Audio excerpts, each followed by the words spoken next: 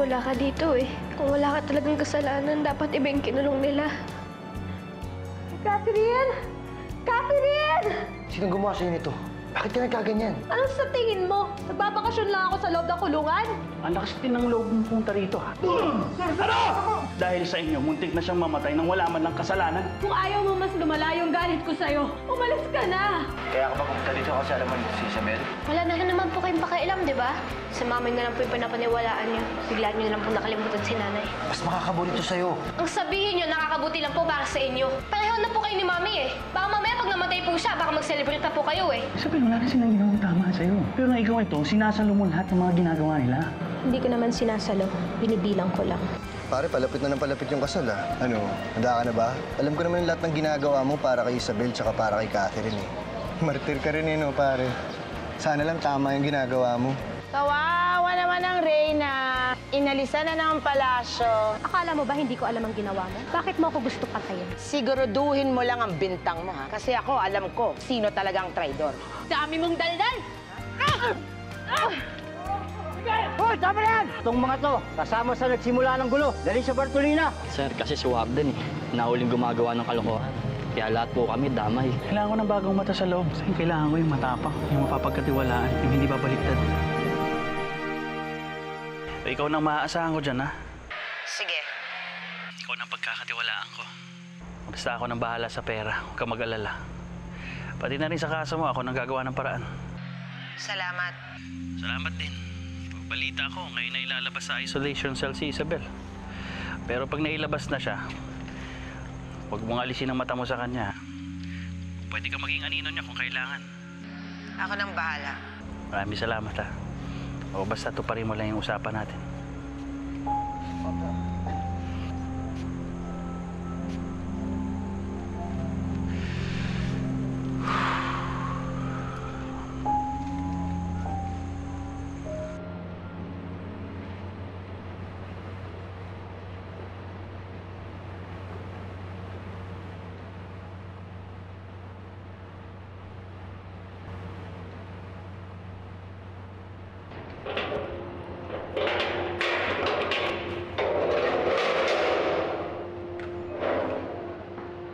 Uy, sir, bulagin niyo ba siya? Labas na dyan!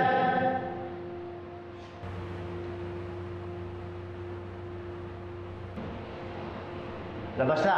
O baka gusto mo bang manatili dito? Sir, masyado namang mahigpit. Sige po, ako na bahala. Ako na magpapalabas sa kanya. Sige, ilabas mo yan, ha? Sige po.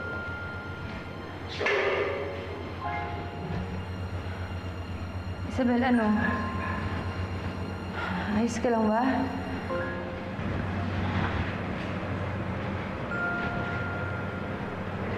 Salamat. Hindi ko na kaya dito. Hindi na ito mauulit. Isabel naman. Overnight ka lang naman dito eh.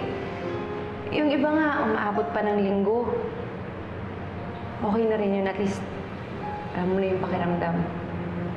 Lahat naman tayo dumadaan dito eh. Hindi ko na talaga kaya. Ayoko na maulit to. Hindi na talaga mauulit to, Isabel. Sinisigurado ko sa'yo yan.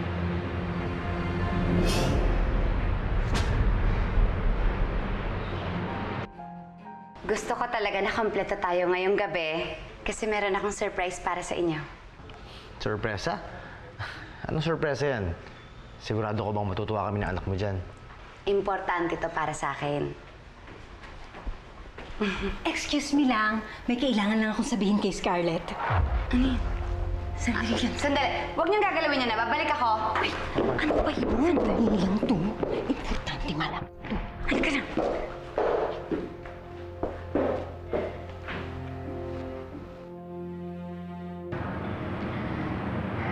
Pasensya ka na kung iniiwasan kita noon.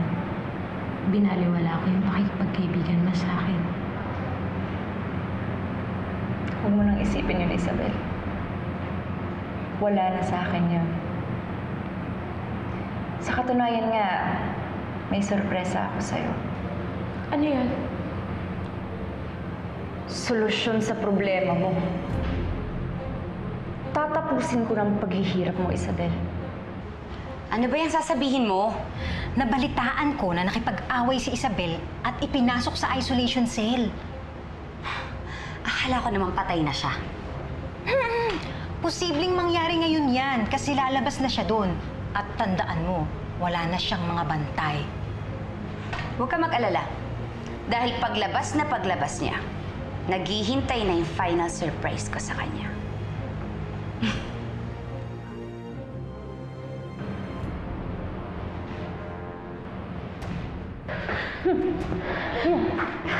Ano? Ha? Dito ka! Rose! Dito dito! Gusto mo ba yung sorpresa ko, ha, Isabel? Tama na! Rose! Tulong!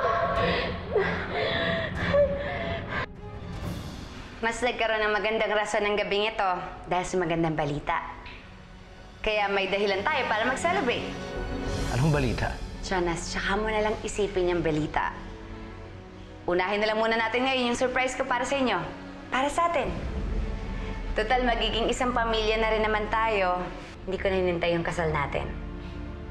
Simula sa araw na to, it will just be my husband, Jonas, at ang anak ko, si Catherine. At syempre ako, ang nag-iisang asawa at ina. Simula ngayon, tayo na lang. Wala nang pwedeng manggulo sa atin.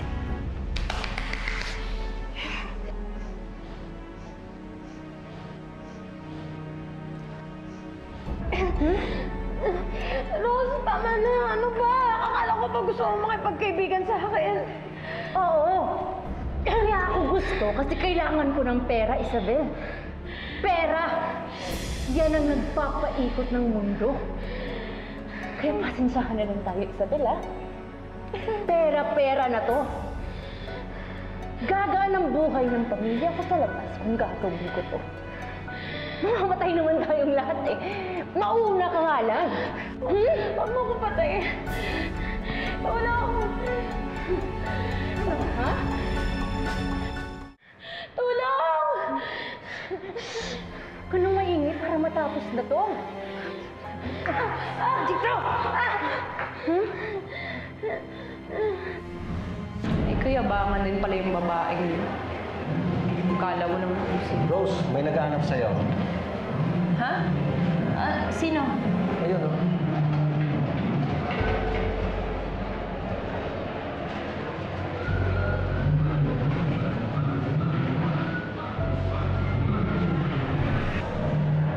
Gusto kong maramdaman ni Isabel ang hirap dito sa loob.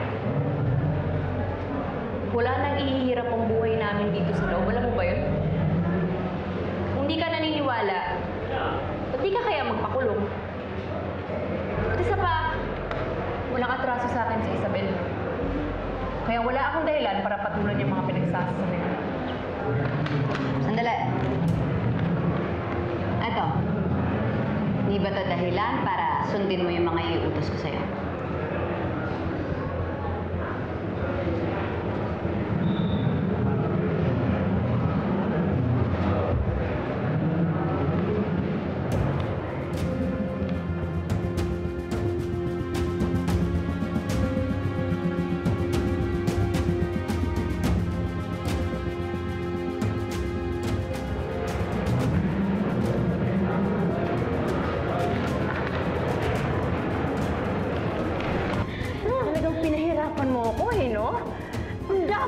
Bantay. Follow up ko lang kung may tintura na dyan sa labas. Kuha lang ako. Ngayon na! Uy!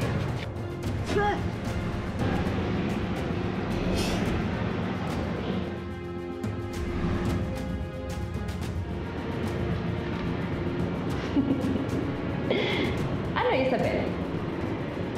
Pinahirapan mo pa talaga akong dumikit sa'yo, no? Mukha na nga akong tanga kakasunod eh. Pero dito ko lang kita maiisahan. Paano kaya pag piningasan ko yung mukha mo? Teka.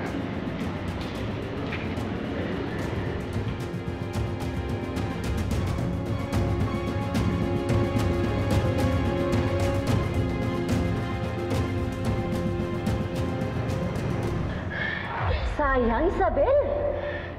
Hindi mo tinanggap yung pakikipagkaibigan ko sa'yo nung una. Eh di sana, nagdalawang isip pa akong gawin ito.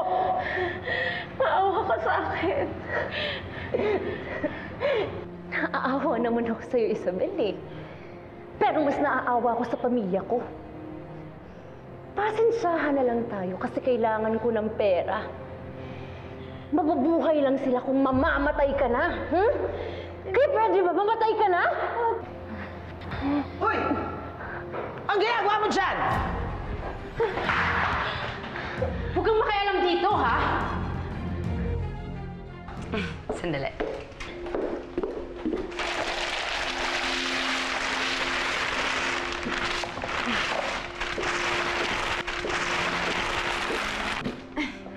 Nagustuhan mo ba? Oo. Gustong-gusto ko. Parang nilagay sa painting yung mga pinangarap ko. Ikaw, Catherine, ano masasabi mo? Kuwang-kuwa po talaga tayo.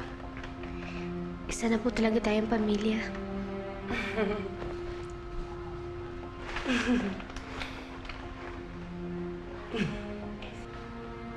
Excuse me po.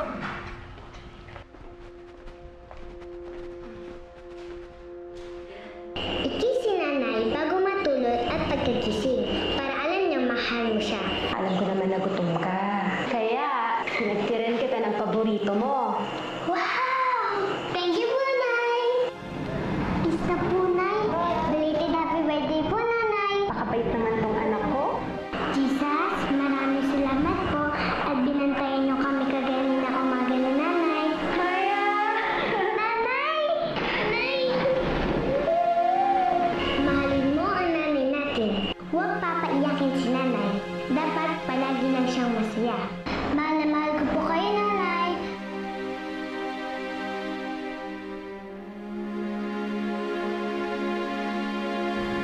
Ito na talaga yung magiging pamilya ko. Sila na lang yung makakasama ko. Wala na talaga si nanay. Total, diniin mo na ako sa kope. Tinalikuran mo ako nung mga panahon na kailangan nila. Kaya umalis ka na. Ayoko nang makita ka. Umalis ka na!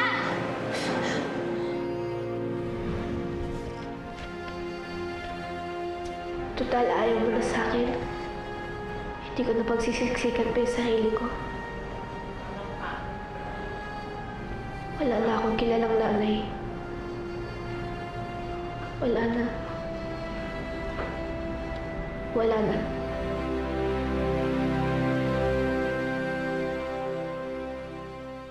Tigil mo yan! Ikaw na nga itong tinutulungan ko eh. Di ba mainit yung dugo mo dito? Ha? Halika na. Halika na. Halika dito. Ay!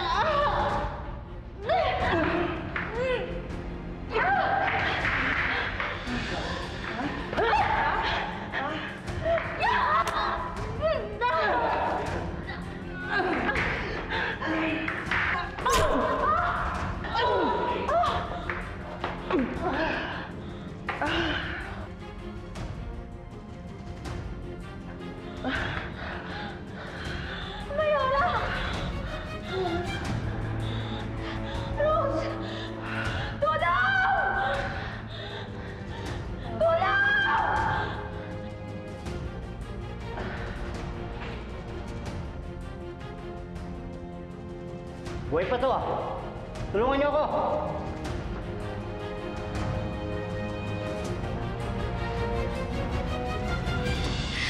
Takot na takot po ako. Akala ko po talaga mamamatay na ako. Akala ko pa naman kaibigan ni Isabel yung Rose.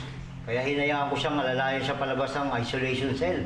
Sige, gagawa ko na ito ng report. Mas mabuti pang ibalik mo muna to sa selta, si Isabel. Sir, Pwede po bang samahan ko muna po si Mayora? Siya po kasi nagligtas ng buhay ko. Oh, sama mo muna sila rito ah. Sige, sir.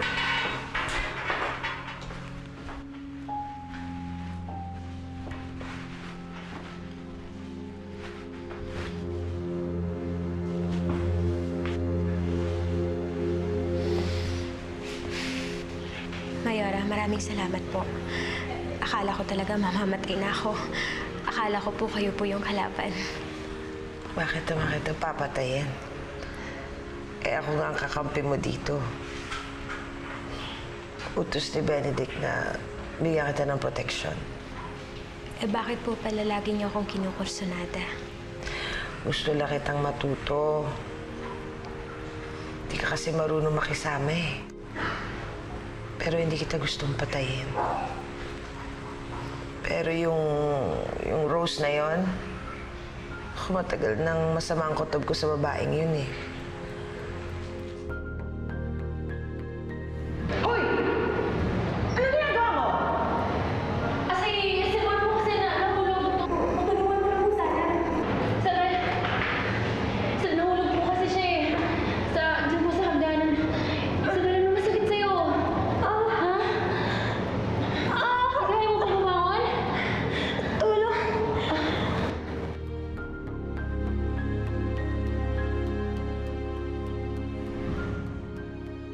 Hindi po pala to yung unang beses na niligtas niyo ang buhay ko. Maraming salamat po talaga. Ang laki po ng utang na loob ko sa inyo.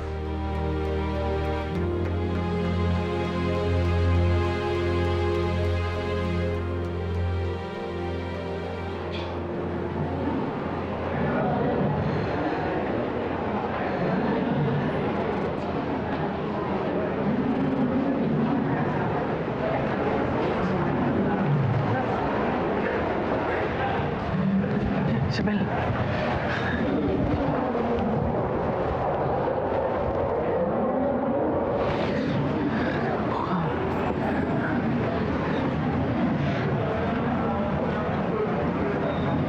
Benedict. Nalaman ko yung balita. Natakot ako. Akala ko...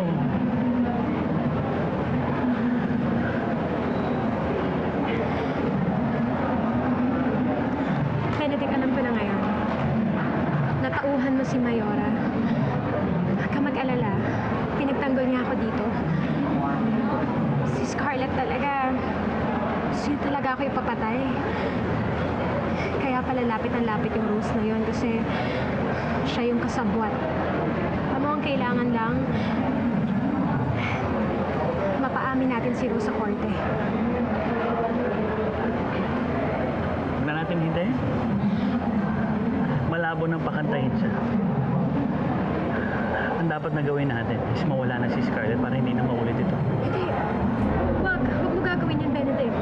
Baka mamaya mapahamak ka o kaya si Catherine. Hindi na ako papayag na maulit ito, Isabel. Benedict!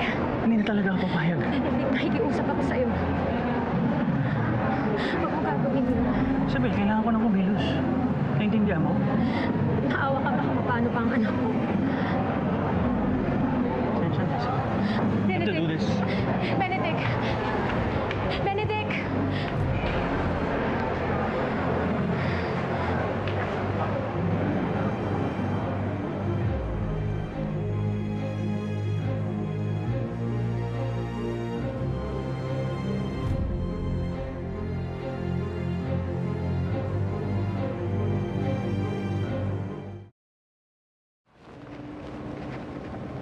Jonas?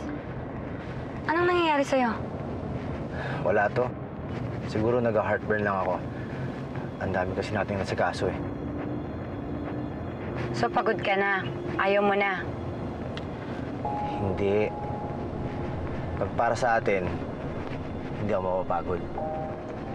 Mabuti pa, pagkatapos ng mga lakad natin, kumain tayo sa labas. First time mo, nagsama-sama tayo ulit tatlo. Gusto ko yan. Catherine, saan mo ba gusto mag-dinner mamaya?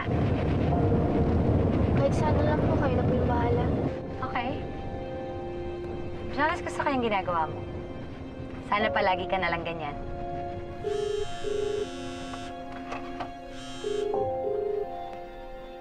Hello? Hello, Jonas. Si Isabel to. Isabel? Buhay si Isabel? Teka, bakit ka tinatawagan ng kriminal na yan? Isabel, akala ko ba ayaw na kayong makausap? Tumawag kayo ng pulis. Huwag kayo lalabas ng bahay. Baka magkagulo dyan. Ha? Ano magkakagulo? Kasi si Benedict susugod dyan. Protektahan niyo si Catherine, ha? Jonas, protektahan mo yung anak ko. Uwi na tayo. Teka lang, bakit may kailangan pa tayo nga si...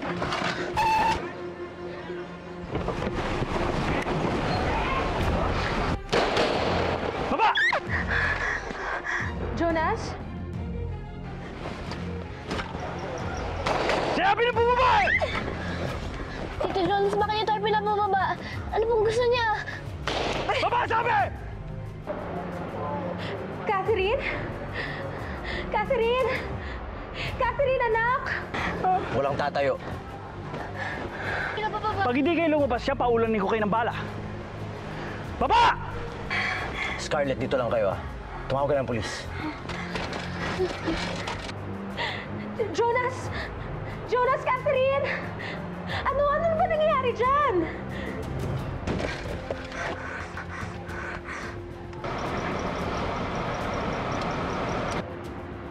Sagutin niyo naman ako! Ano ba nangyayari dyan? Jonas! Tama na po, please. Tito Jonas.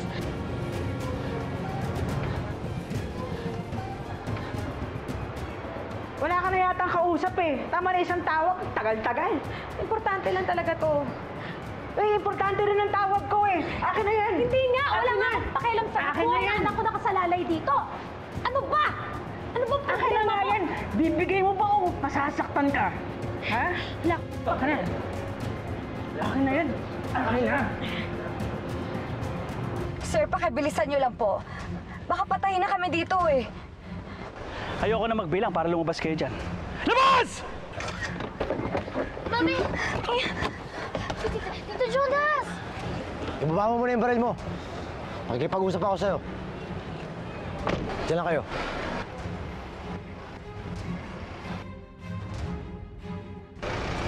Benedict, nananahimik na kami, ha? Huwag mo nga akong gagawin, Jonas. Hindi ko na palalampasis ang ginagawa niya ni kay Isabel. Eh, hindi na namin pinupuntahan si Isabel dun, eh. Parang wala nang gulo. Bakit di mo tanongin si Scarlett? Ha? Palabasin mo yan. Lena! Diyan lang kayo! Benedict, sabihin mo sa akin, ano bang problema? Ang problema ko si Scarlett. Papatayin ko talaga yung babaeng yan bago pa maunahan si Isabel. Maunahan? Pinapatay ng babaeng si Isabel. Umamin na yung kasabot niya bago mapatay. Narinig mo, Scarlett? Hindi mo na masasaktan si Isabel. Kung sa tingin mo ikaw lang pwede mapapatay, hindi mo pa ako kilala. Mami, totoo ba yun?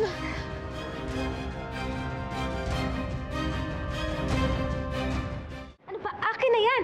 Ano to? Delikado ang buhay ng anak ko. Kailangan niya ako. Oh, kailangan ka pala. Dapat hindi ka nagpakulong dito. Akin na! Tapos na oras mo. Ako naman.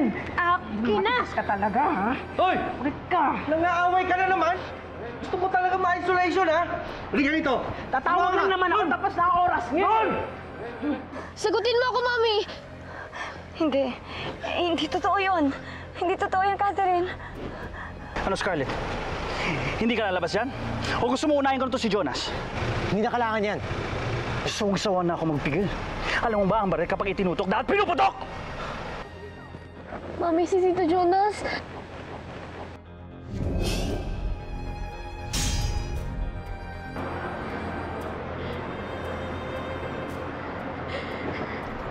Jonas! Jonas, Catherine! Ano ba? Sumagot naman kayo! Jonas...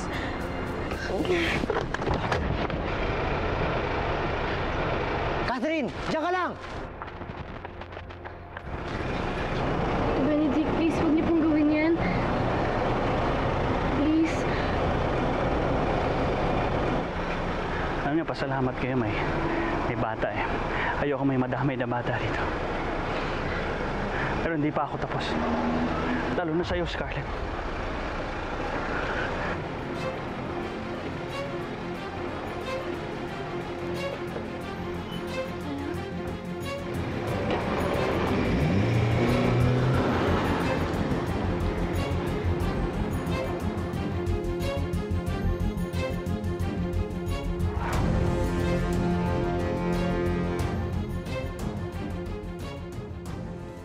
Sinabi ko naman sa'yo, huwag ka na nga sumugod kay Scarlett. Pinairal mo kasi ang tapang mo eh. Kung gusto mo talagang makulong si Scarlett, kaya ko gumawa ng paraan. Pag-iisipan ko kung paano siya makakasuhan. Paano na yan? Pwede kang makasuhan ng conspiracy to commit murder. Pwede kang idawit sa tangkang pagpatay kay Isabel. Ano bang resulta ng mga test? Base doon sa resulta ng test, your heart is failing. Kung hindi maagapan, your next attack might be your last. Nakahanap yung abogado natin ng connection nila ni Scarlett at ni Rose. Okay na ba yon? Pwede na ba siya makulong na? Tiwala ka lang. Hindi kailangan ng tiwala lang. Kailangan masiguro natin. Kailangan pagdusahan niya lahat ng mga ginawa niya. Siguraduhin ko yan.